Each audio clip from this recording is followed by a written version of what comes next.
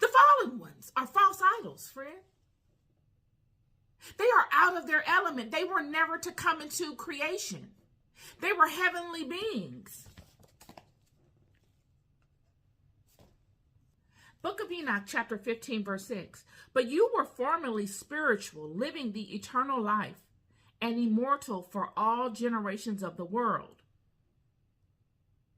And therefore I have not appointed wives for you, for as for the spiritual ones of the heaven, in heaven is their dwelling.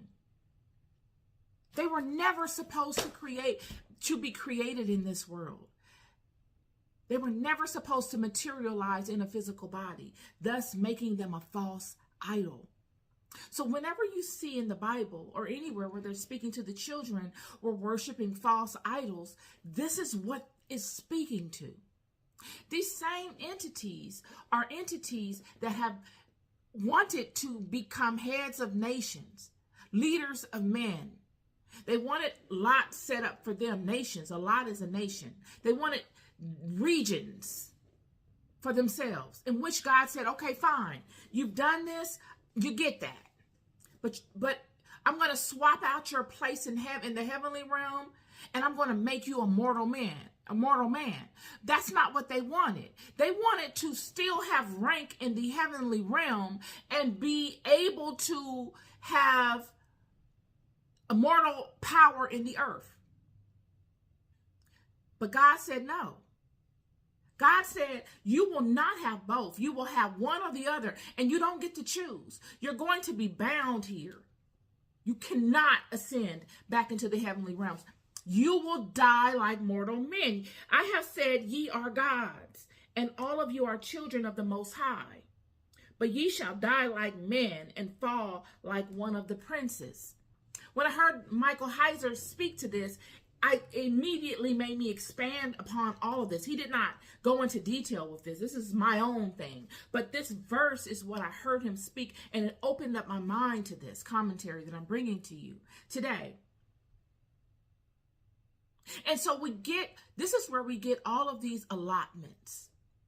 And of course, the world had become very corrupted. The children of this marriage between the fallen angels and the women were devouring man.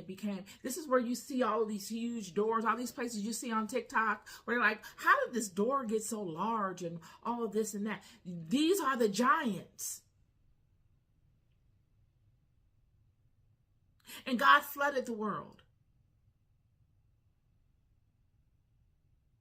And then after the flood, not even one full generation, the same people that were on the boat in the flood, that experienced the flood, even if you don't believe in it being a boat, the people that experienced the flood firsthand, that were there, have now multiplied themselves. You got nations of people springing up. This is how fast these people multiplied.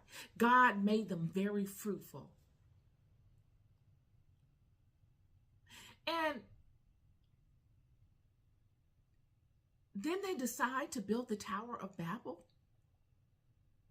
Please look at my Bible study or my podcast on the Tower of Babel, thought-provoking. It'll tie some things together for you as it relates to it. But we see with the Tower of Babel that there's crying going up into heaven again. People are complaining, and they're saying they're being mistreated. It speaks to in the Apocrypha that there were pregnant women making brick, helping build the Tower of Babel, and that the people, the rulers that were ruling the people and forcing them to make the tower, were so dictatorly that they wouldn't even let the women go and give birth. It says that the women gave birth while making brick, and then there would be someone to come and take the baby, and then they would just go back out and make brick. All these types of things, which put a spin on the Tower of Babel. Were these people willingly creating this tower? Or was it one or two or three or four or however many fallen ones that came together and took advantage of the ignorance of these people? having them build this tower. It goes back to the fall and how, because of the fall and God taking the Shekinah, the glory from the world, and cursing Adam and Eve, they felt naked and ashamed. They felt as if they were not capable, opening them up to the power of these fallen ones. They made these fallen ones their God, in lieu of God taking his power or his grace away and cursing them. So they replaced the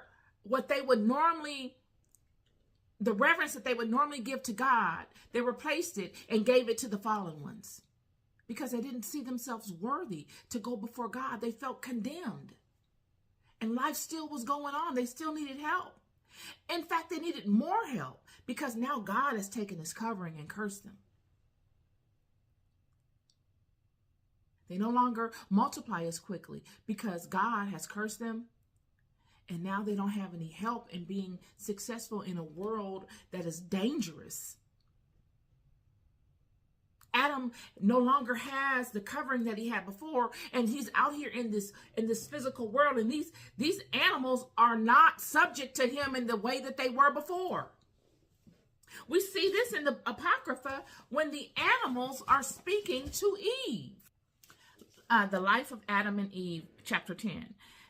Then Seth and Eve went toward paradise, and Eve saw her son and a wild beast assailing him. And Eve wept and said, "Woe is me! If I come to the day of resurrection, all those who have sinned will curse me, saying, Eve has not kept the commandment of God." And she spoke to the beast, "You wicked beast, do you not fear to fight with the image of God? How was your mouth opened? How are your teeth made strong? How did you not call to mind your subjection? For long ago you were made subject to the image of God." Then the beast cried out and said, "It is not your concern, Eve, your greed and your wailing, but your own." It is not our concern, Eve, your greed and your wailing, but your own. He's saying, we don't care about your greed and your wailing. You're the only one that cares. For it is from you that the rule of the beast has arisen. How was your mouth open to eat of the tree concerning which God enjoined you not to eat of it? On this account, our nature has also been transformed. Now, therefore, you cannot endure it if I begin to reprove you. Then Seth speaks to the beast, "Close your mouth and be silent and stand off from the image of God until the day of judgment." Then the beast says to Seth, "Behold, I stand off from the image of God." And he went to his lair. This should tell you, even the beasts know there has been a change in the hierarchy. Before, the beast would never attack Seth or Eve. Eve is speaking to this. But because of the fall, all bets are off. So now they're in a world that is everything around them has changed. They're in a world that is very